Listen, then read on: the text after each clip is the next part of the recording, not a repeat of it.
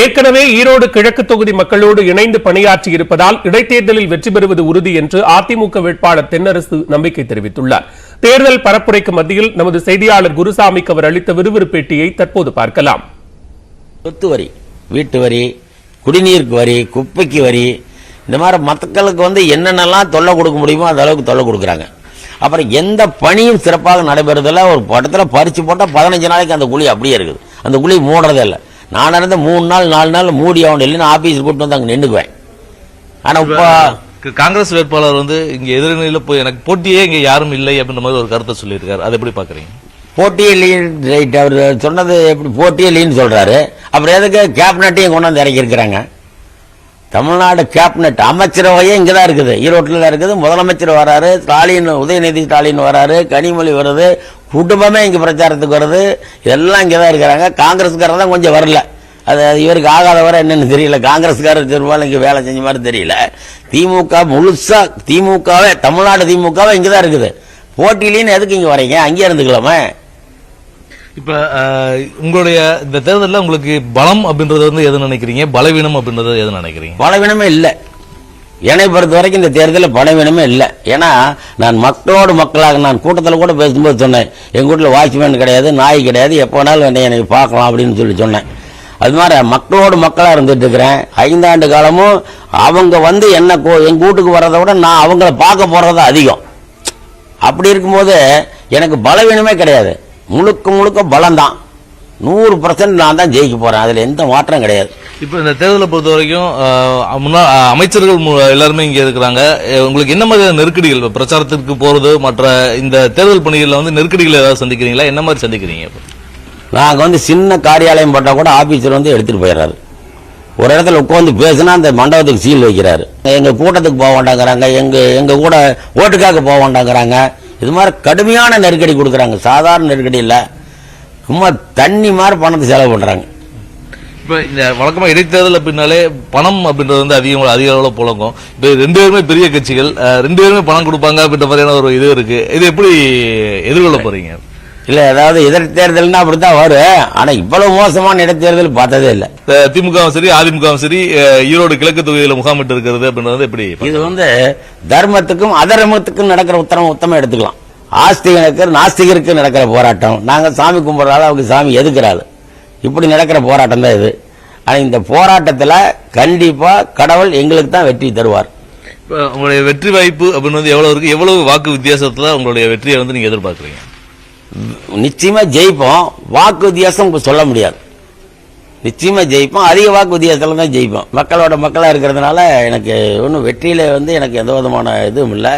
அவங்க வேணா இத்தனை பேருக்கு கொண்டாந்து இறக்கிட்டு இருக்காங்க. நாங்க அமைச்சர்கள் கொண்டாந்து இறக்குறோன்னா அவங்க இத்தனை பேருக்கு கொண்டாந்து இறக்கும் போது தான் நாங்க இறக்கணும். நாங்க முதல்ல யாரையும் இறக்கல. சுகாதாரத்துறை அமைச்சர் மா சுப்பிரமணியம் செய்தியாளர்களை சந்திக்கிறார். நேரலை காட்சிகள். நிர்வாகத்திற்கு வேண்டுகோளாக எடுத்து வைத்திருக்கிறோம். ஒன்றிய அரசுக்கு, குறிப்பாக எங்களுடன் வந்திருந்த அந்த அதித்தி பூரி என்கின்ற அம்மையாருக்கு, நீங்கள் இவர்களிடத்தில் விரைந்து அவர்கள் கேட்கிற ஆவணங்களை எல்லாம் தந்து, ஏனென்றால் ஆவணங்கள் தருவது அபிஷியலாக அவர்களை வேண்டுகோள் வைப்பது எல்லாம் ஒன்றிய அரசு தான் செய்ய வேண்டும். அதையெல்லாம் நீங்கள் விரைந்து செய்ய வேண்டும் என்று அந்த கூட்டத்திலேயே கலந்து கொண்ட அதித்தி பூரி அவர்களிடத்தில் நாங்களும் எடுத்து சொல்லியிருக்கிறோம். ஈரோடு அதிக அளவில் புற்றுநோய் பாதிப்பு அதிகமாக சாயப்பட்டறையிலிருந்து கழிவுகள் வரதுனால சுற்றுச்சூழல் சம்பந்தப்பட்ட ஒரு விஷயமா இருந்தாலும் இந்த சுகாதாரத்துறையில் பங்கு இருக்கு. அந்த மாதிரி அதிக அளவில் மக்கள் பாதிக்கப்படுறதா சொல்றாங்க. உண்மைதான். இப்போ தமிழ்நாட்டை உலக அளவில் புற்றுநோய் பாதிப்பு என்பது பெரிய அளவில் ஒரு அச்சுறுத்தலான ஒண்ணுதான். இன்னைக்கு மற்ற எல்லா நோய்களையும் கடந்து புற்றுநோய்க்கான பாதிப்பு என்பது பெரிய அளவில் அச்சுறுத்தலான ஒன்றுதான். நீங்கள் சொல்வதை போல புற்றுநோய் பாதிப்பு என்பது சுற்றுச்சூழலால், புகையிலை போன்ற பொருட்களால், இப்படி பல வகைகளில் வருகிறது. ஆண்களுக்கான பாதிப்பு வயிறு, நுரையீரல், வாய் போன்றவைகள்.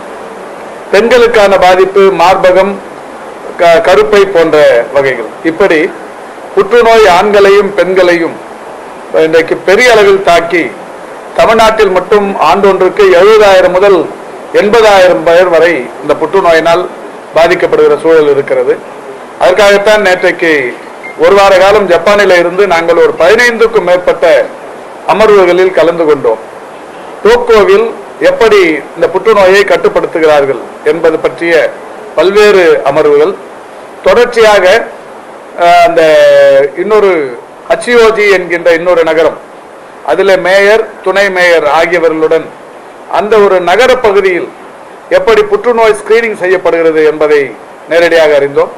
நேஷனல் கேன்சர் இன்ஸ்டிடியூட் என்று சொல்லப்படுகிற ஒரு பிரம்மாண்டமான மருத்துவமனை, அதில் புற்றுநோய்க்கான சிகிச்சை முறைகள் எப்படி இருக்கிறது என்பதை நேரடியாக பார்த்தோம். இப்படி ஒரு 15 அமர்வுகளின் மூலம் 3 நாட்களில் தொடர்ச்சியாக காலை தொடங்கி இரவு வரை அந்த எல்லா அமர்வுகளிலும் நானும் துறையின் செயலாளரும் இங்கிருந்து வந்த உயர் அலுவலர்களும் கலந்து கொண்டு பேசியிருக்கிறோம். அதில் பல்வேறு விஷயங்கள் கண்டறியப்பட்டிருக்கிறது. கீழ்ப்பாக்கம் அரசு மருத்துவமனையில் தீக்காயம் பெற்று சிகிச்சை பெற்று வரக்கூடிய நோயாளிகளை சந்தித்த பின்னர் சுகாதாரத்துறை அமைச்சர் மா சுப்பிரமணியன் செய்தியாளர்களை சந்தித்தார். மதுரை எய்ம்ஸ் கட்டுமான பணிகள் தொடங்குவது தொடர்பான பல்வேறு தகவல்களை அவர் பகிர்ந்து கொண்டிருக்கிறார். 2024ஆம் ஆண்டுதான் எய்ம்ஸ் கட்டுமான பணிகள் என்பது தொடங்கும், 2028இல் கட்டுமான பணிகள் நிறைவடையும் என்று மா சுப்பிரமணியன் தெரிவித்திருக்கிறார். இத்தொடர்பான விரிவான விவரங்களை பின்னர் வரும் தொகுப்புகளில் பார்க்கலாம். திருவாரூரில் வரத்து குறைந்ததால் வெண்டைக்காய்